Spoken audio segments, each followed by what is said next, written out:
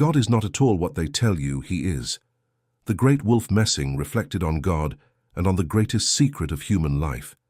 54 years, 5 months, and 18 days from now I will be gone. This will happen exactly at 11 o'clock in the evening. Imagine what it means to learn something like this about your own fate. I was gripped by animal terror, but after some time I thought, what if death is not the end, but the beginning? Wolf Messing wrote in a letter to Professor Abe, who was the first to call him a clairvoyant. In his rare letters and personal notes, Messing shared his thoughts about faith in God, the immortality of the soul, and why he first turned away from faith and then returned to it again. I told myself, if there is no God, then everything is permitted to me. Messing recalled that his parents were deeply religious people. His father saw God as a strict, demanding, but fair judge. I grew up in a believing family. When I turned 9, the rabbi advised my parents to send me to an educational institution for training spiritual ministers. My parents liked the idea, but I categorically refused. At first they argued with me, but soon they gave up. It was then that an event occurred which for many years I considered a real miracle, recalled Messing. Here is what happened. Late in the evening, his father sent him to the shop. On his way back home, the boy saw a huge white figure on the porch. In the darkness, young Wolf took it for a heavenly messenger. The figure spoke in a loud voice.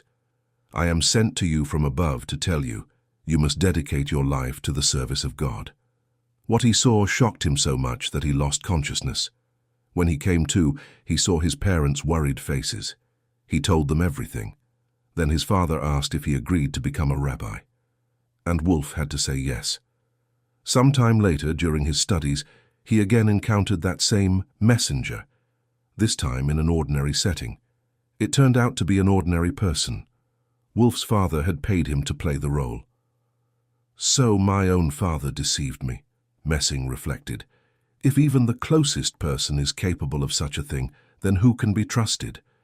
That means everything I was taught is also a lie, and if that is a lie, then there is no God.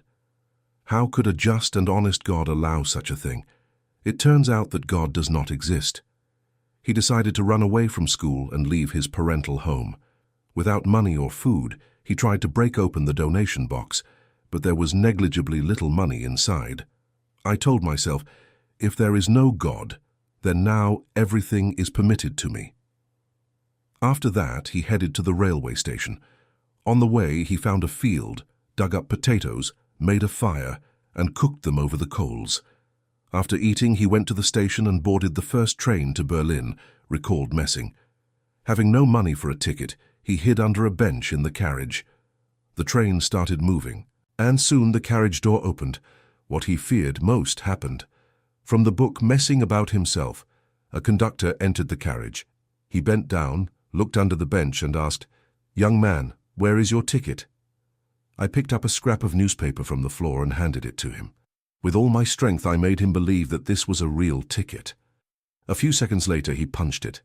Then he asked in surprise, "Why are you traveling under the bench with a ticket?"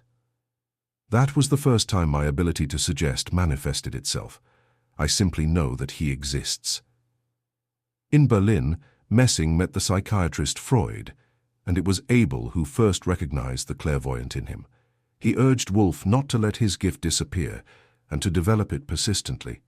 Messing recalled that he went to the market every day, reading the thoughts of merchants and astonishing them with the accuracy of his guesses. In one of his letters, Sigmund Freud, who knew Messing, noted, "Messing is convinced that his abilities are a gift from God. He calls them God's grace." It was in Berlin that faith returned to him, but now his idea of God had changed. He wrote about this to Professor Abe in a letter from 1920th year, on the very morning when he saw the date of his own death. "Today I woke up even before dawn. My heart was beating fast. The fear from what I saw soon gave way to joy. Of course I was glad that I had been given another 54 years of life. They asked me if I believe in God. Perhaps something does exist, but I must admit, I do not believe in those primitive images of God that religion speaks of," Messing wrote to Professor Abe. In the same letter he added, "I simply know that he is, but he is not at all what they depict him as on icons and paintings. It is impossible to grasp him with the mind and impossible to imagine, just as it is impossible to see the whole earth with one glance. Over time, Wolf Messing changed his attitude toward his gift. If earlier he saw it as a blessing, now he considered it a heavy burden. His assistant, Valentina Ivanovska, explained that this was precisely why he had no children. He was afraid of passing the abilities on by inheritance and did not want such a fate for his descendants. "I have been given another 54 years, he once wrote, but that time flew by too quickly.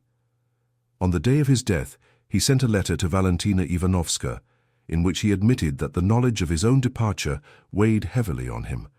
In the same letter, he expressed confidence that he would meet his late wife and that his existence would not end. "Today I will be gone. I know this for certain. Everything will end in 4 hours. How I want to believe that I will be saved, that I can escape this, but I have this bitter knowledge that I have grown accustomed to. To those who say they are tired of life, they do not understand that this is impossible. But soon I will not be here. Farewell, Valentina, and hello." Taita. These were the words with which Wolf Messing concluded his last letter, but the most important thing he said shortly before the end. In the last hours of his life, Messing was strangely calm. Witnesses recalled, he did not look like a man who was afraid of death. His gaze was focused, as if he saw what was hidden from others. He asserted that a person does not disappear, that life does not end with the last heartbeat. "This is not the end," he said quietly. "According to him, death is a transition, and after it, consciousness continues to exist." But even more unusual was his idea of God. He said that God is not a figure and not an image, not an old man on a cloud and not a punishing judge. He described it as a force, as a mind that permeates everything, as light without form, as a presence that cannot be seen with the eyes, but which cannot be denied. Messing asserted that at the moment of approaching death, a person encounters precisely this mind, not darkness but realization. Some recalled that in the last minutes he looked at one point and seemed to be speaking with someone invisible. There was no horror on his face. There was a sense of meeting. He was certain life after death exists. And if he really knew the date of his departure, if he lived with this knowledge for 54 years, perhaps he also knew what awaits a person beyond. Write in the comments what you think about the words of Wolf Messing. Don't forget to like and subscribe to the channel so you don't miss new materials. Thank you all for your feedback.